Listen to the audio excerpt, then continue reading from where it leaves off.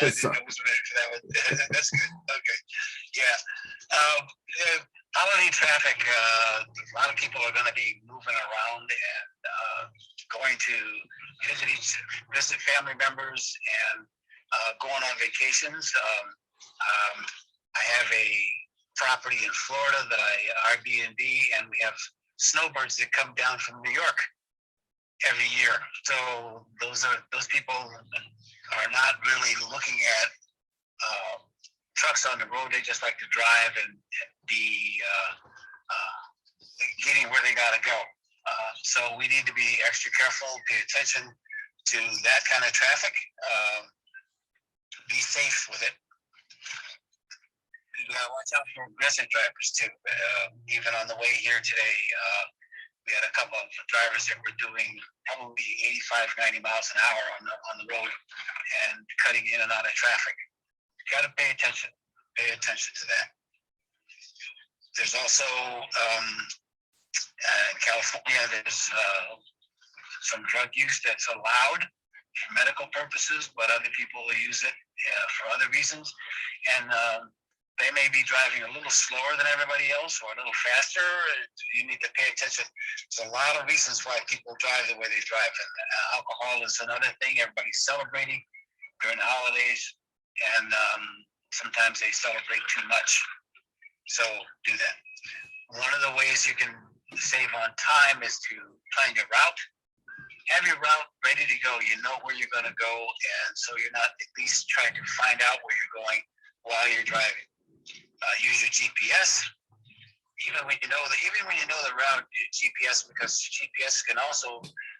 Some of my drivers have service that tells you where there's traffic, where there's stoppage, where there isn't stoppage, and that will give you an idea at least what it is you can encounter. So you don't run up on a situation where the road is stopped and you don't know that it's stopped. You can actually see that. Look for alternative routes if you see that. Check out and see where there's another possibility of where you can go. If the road is closed or it's shut down for some reason, either accidents or repairs or whatever, you need to do that. Just pay attention to those things and be alert. You don't want to spend too much time with trying to avoid traffic because of you need to watch your hours of service. Your hours of service is one thing that you need to pay attention to so that you can continue with your job.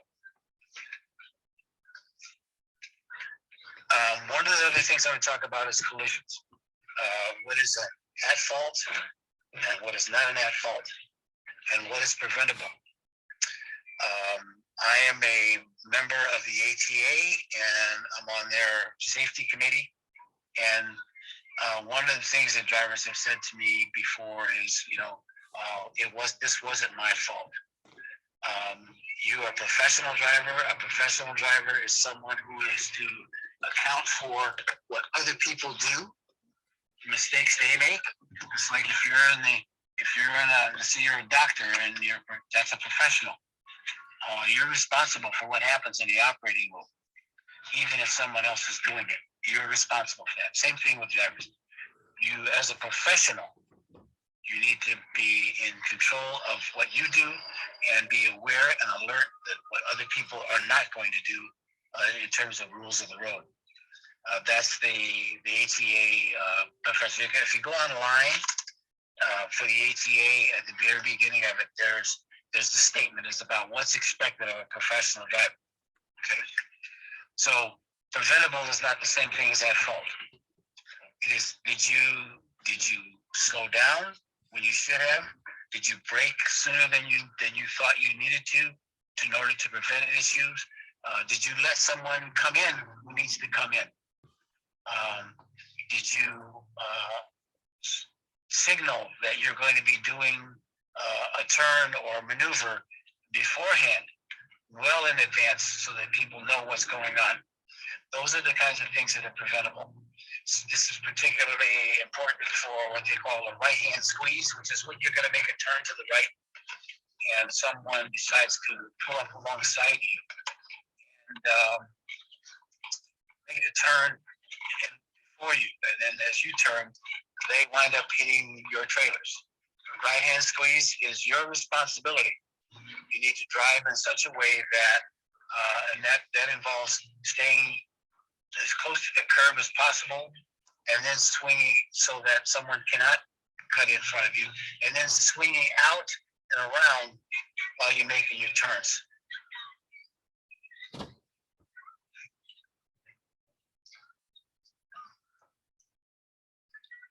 Yeah, one of the things is law enforcement doesn't always determine who's at fault. A lot of times they do, but they don't determine what's preventable. They just tell you that this person broke the law, or this person did something that was against the rules of the road. In California, our rules of the road are about a 6-inch high book of things that drivers need to be aware of. It's huge. So they can write you up according to each one of those sections. So just be aware, be professional, and watch what you're doing. Pay attention. I think I've emphasized this before, that you're driving, your attention needs to be always on what you're doing. Be alert, be aware. Let's talk about coupling and uncoupling.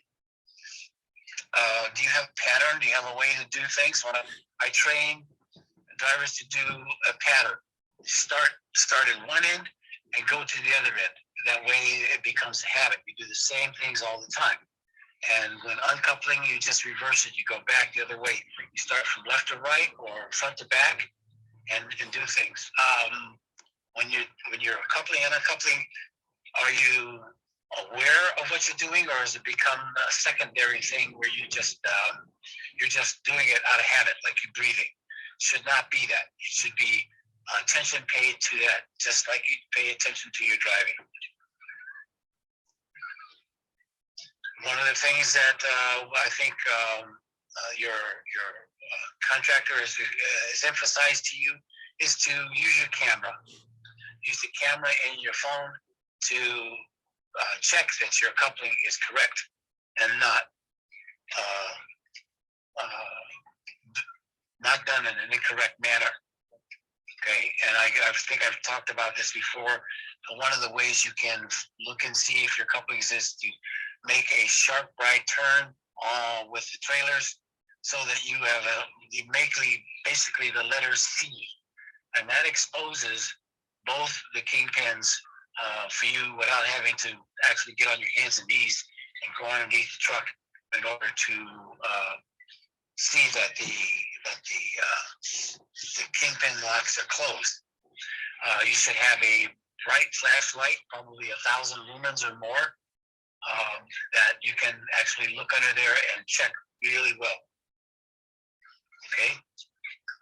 When you go through the yard, we've had a driver not too long ago here that was disqualified because they were driving through the yard with just the pintle hook, not the chains.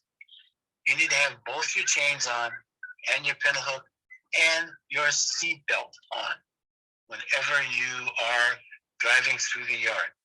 I don't know if Aaron has videos of it or not, but we've had videos showing where the dolly has disconnected from the back of the trailer and gone through the fuel island. Fortunately, it didn't hit anything, and it didn't hit anybody, but it could. So you can be disqualified for a period of time for not having both chains on and your pintle hook with the safety pin in it and your seatbelt on. Not even just for little moves at all. All of those things should be in play.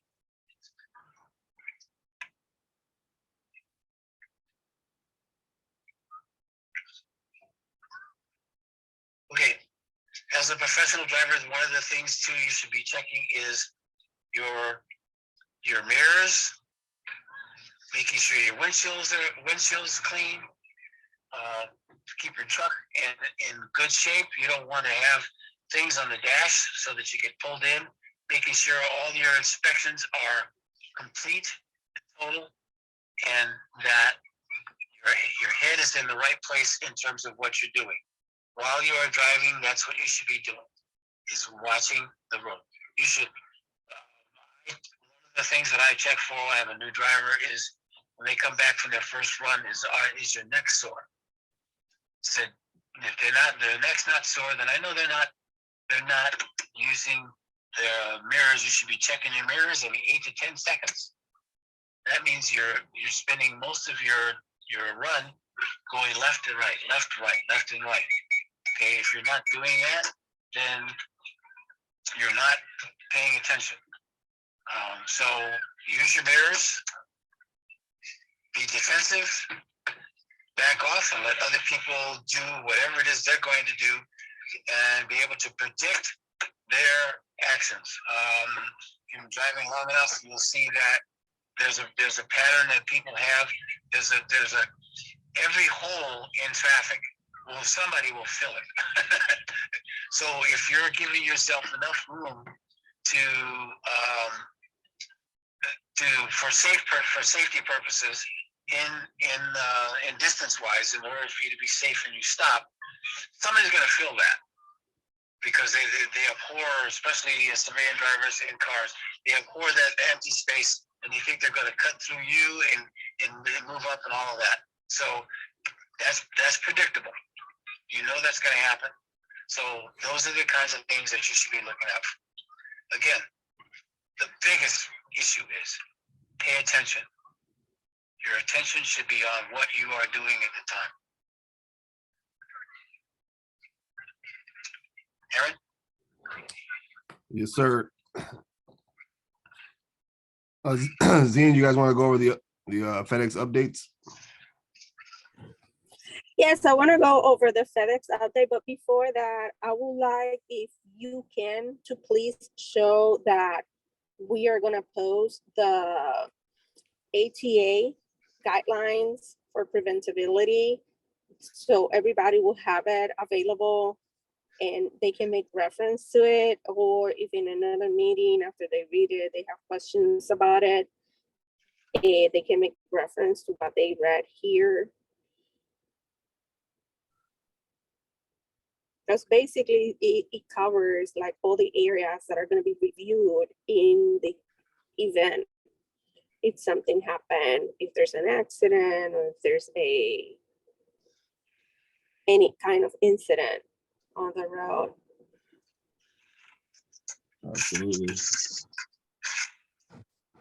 Yeah, and they have like general guidelines. They explain about what happened in the intersections, when it's preventable in an intersection, if there's a head-on collision, striking other vehicle in the rear, struck in rear, turning, backing,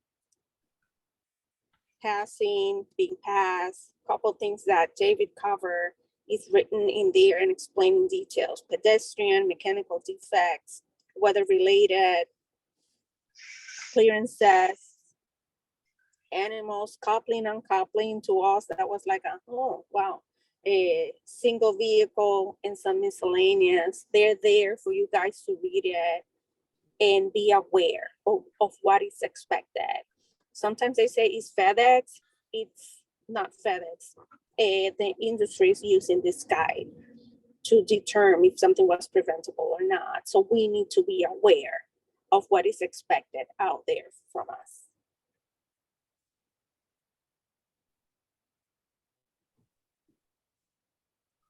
So once again, if they have questions, they can ask the questions to us. I can send a message to David, or feel free to jump in and ask your questions, because that's what we're here for. If anybody has a question, just unmute yourself.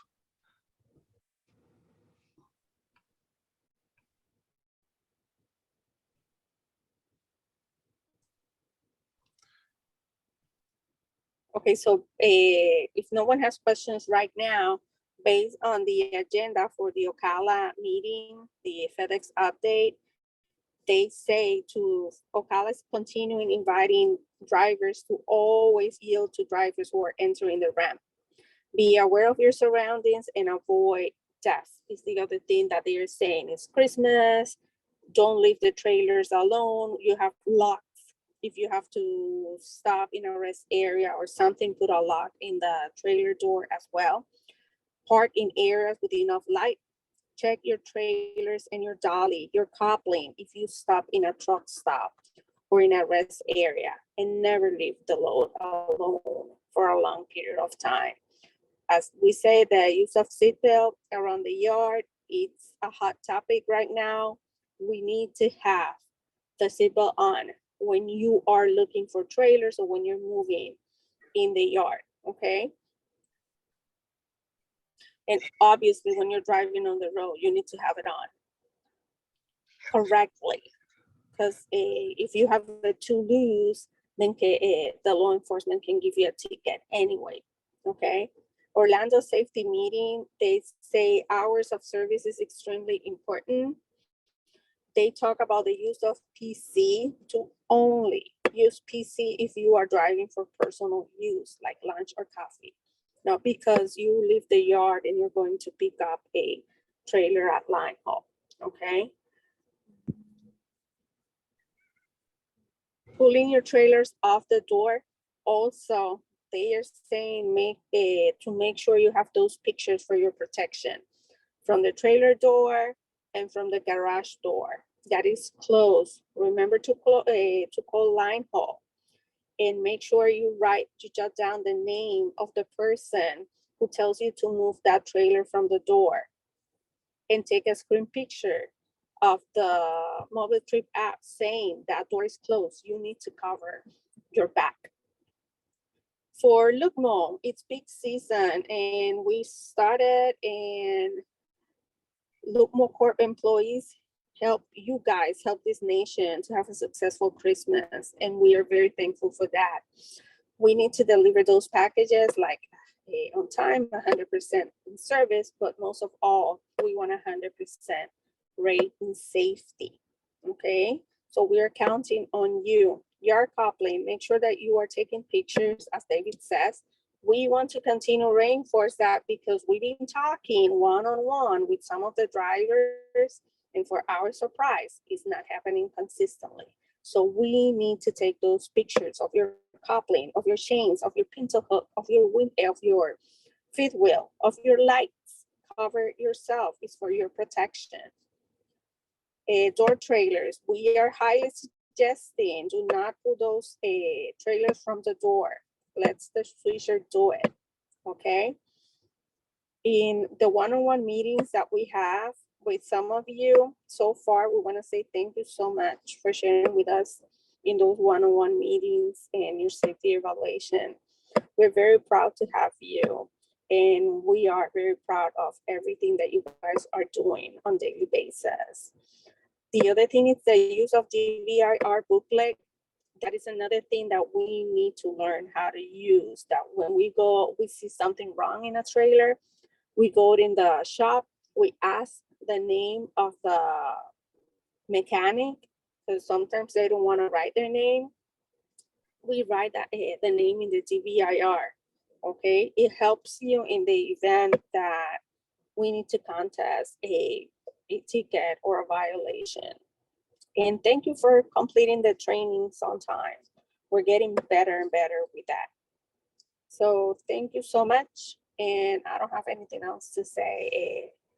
Oh, 401k. I want to talk about the 401k. We're going to be sending, for the ones who qualify, we're going to be sending the email. If you're already in, please make sure that if you want to make any change, let me know by December 15th.